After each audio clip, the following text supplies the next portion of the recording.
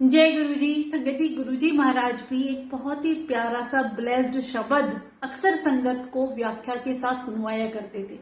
और उसमें जो व्याख्या है ना संगत जी, सच में वो हमें जीना सिखा देती है कि हमें अपनी भक्ति, अपना प्यार अपने गुरु के प्रति, भगवान के प्रति कैसा होना चाहिए। हम सब जानते हैं कि हम गुरु जी को याद करते हैं, पर आपको क्या पता संगत जी कि गुरुजी की नहीं याद करते हैं, गुरुजी ऐसे भक्तों को याद करते हैं जो इस व्याख्या में बताया गया है।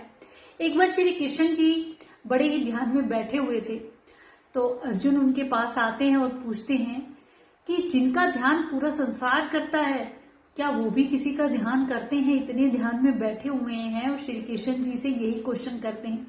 तो श्री कृष्ण जी बोले, हाँ मैं भी ध्यान करता हूँ। मैं अपने उन भक्तों को याद करता हूँ, उनका ध्यान करता हूँ जो हर श्वास ग्रास मेरा नाम सिमरन करते हैं, जो सच्चे दिल से अपने दिल में बसा के मेरा नाम सिमरन करते रहते हैं, निरंतर मुझे याद करते रहते हैं। संगत जी, यही बात हम सब के लिए है कि जो हम गुरुजी महाराज को सच्चे दिल से याद करते हैं ना, तो समझ ले गुरुजी भी हमें याद कर रहे हैं, तभी हम उनके नाम का सिमरन कर सकते हैं। और हर श्वास में हमें उनका सिमरन जरूर करना चाहिए संगत जी, क्योंकि भगवान ने मनुष्य जीवन हमें दिया है। हर सांस उनकी कर्जदार है और उसका कर्जा हम हर श्वास ग्रास में सिमरन करके भी नहीं चुका पाते हैं। तो अर्जुन श्री कृष्ण की बात सुन के हैरान रहते हैं कि आप माधव ये बताइए कि संसार में ऐसा कौन सा भक्त है, आप मुझे उससे मिलवाइए जो आपको निरंतर इतना याद कर रहा है। तो श्री कृष्ण जी अर्जुन को लेके जाते हैं, तो वहां एक तालाब होता है, उसमें एक शेर जो आधा पानी में खड़ा हुआ होता है और आंखें बंद करके निरंतर श्री कृष्ण जी का ध्यान कर रहा है, दिल में उनकी मूर्ति बसाए हुए है, श्वास ग्रास उनका नाम सिमरन कर रहा है।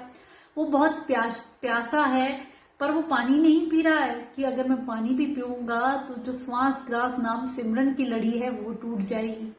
इतना भक्त इतने सच्चे दिल से भगवान को याद कर रहा है कि भगवान को भी उन्हें याद करते हुए उनके पास आना पड़ा संगत जी। तो अर्जुन उन्हें देख के, शेर को देख के हैरान रहते हैं। तो कृष्ण जी कहते हैं, तुम इनके सामने हरे कृष्ण बोलो तो ये ध्यान से हटेंगे। और सही में हरे कृष्ण जैसे ही बोलते हैं, शेर अपनी आंखें खोलते हैं, श्री कृष्ण जी को पाकर उनके चरणों में गिर जाते हैं, नमस्कार करते हैं और सही में अपने प्राण वहां छोड़ देते हैं। श्वास ग्रास उनका सिमरन इसीलिए चल रहा था कि मेरे अंतिम समय में श्री कृष्ण जी मुझे अपने चरणों में जगह दें। और होता भी वही है संगत जी, जब हम निरंतर प्रभु को याद करते हैं तो हमारे अंतिम समय में भी जब उस प्रभु का नाम हमारे मुख के द्वारा लिया जाता है ना, वही हमारे काम आता है, वरना कोई काम नहीं आता।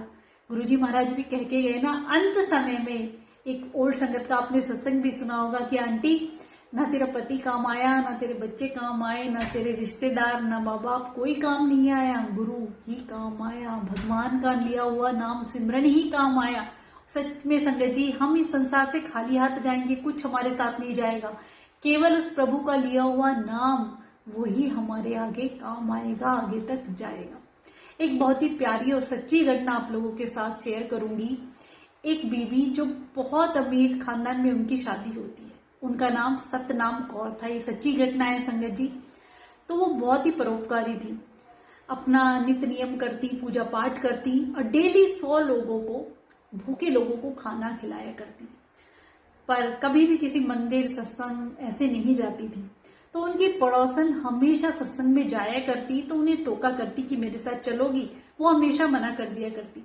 एक दिन उनके मन में आया कि मैं पड़ोसन को हमेशा मना कर देती हूँ, पर पड़ोसी ही काम आते हैं, कई बार रिश्तेदार भी काम नहीं आते, तो पड़ोसन तो मेरी कभी भी काम आ सकती है। ये इतनी बार कहती है, चलो मैं जाके एक बार सत्संग में देख लेती हूँ, और वो सत्संग में चली जाती है।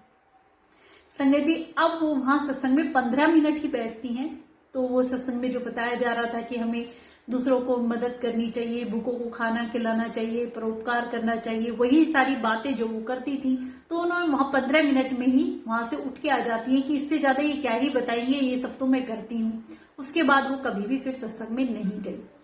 और संगत जी, फिर क्या होता है, बड़े ही ध्यान से सुनना कि आगे एक दिन ऐसा होता है कि यमराज आते हैं, उनके प्राण हर लेते हैं और उन्हें ऊपर यमलोक में ले जाते हैं।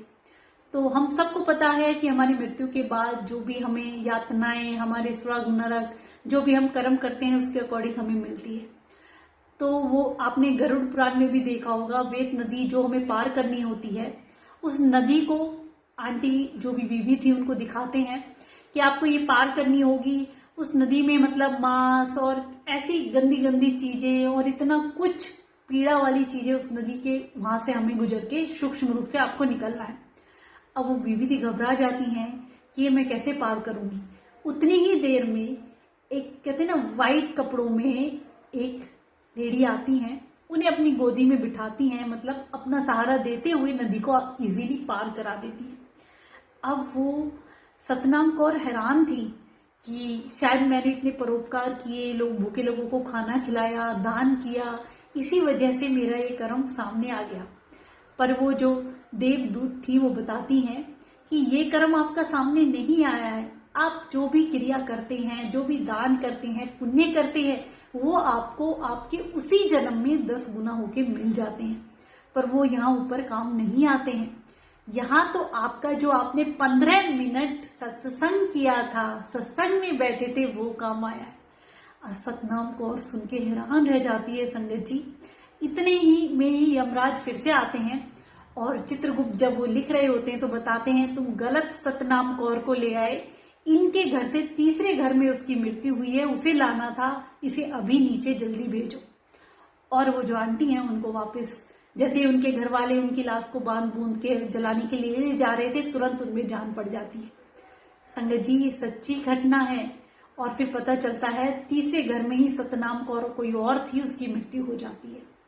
तो आंटी को जब होश आता है उन्हें सब याद रहता है और उस दिन के बाद उन्हें पता चला कि मैंने जीवन में जो परोपकार किए या कर्म किए वो कुछ काम नहीं आया। मेरे अंत समय में ना मेरे बीवी, मतलब बच्चे, पति, मेरे माँ बाप या रिश्तेदार, कोई काम नहीं आया। केवल वो 15 मिनट का सत्संग वही मेरे साथ गया। तो मैं अब अपना जीवन इन व्यर्थ कामों में या लोगों के मिलने जुलने में किसी में नहीं बिताऊंगी, केवल सत्संग में ही बिताऊंगी। संगत जी आज भी वो बीवी कहते हैं हर सत्संग में सबसे पहले पहुंचती हैं, चाहे उनके घर से कितनी ही दूर सत्संग हो, वो समय से पहले पहुंचती हैं, पूरा सत्संग सुनती हैं। और जब भी किसी सत्संग के बारे में सुनती हैं, किसी भी सत्संग को कभी ऐसा नहीं हुआ कि वो ना पहुंची, क्यों उन्होंने सीख लिया कि जीवन में क्या साथ जाएगा, सब कुछ यहीं रह जाना है। प्रभु का नाम सिमरन, सत्संग की वो घड़ी वही हमारे साथ जाएगी।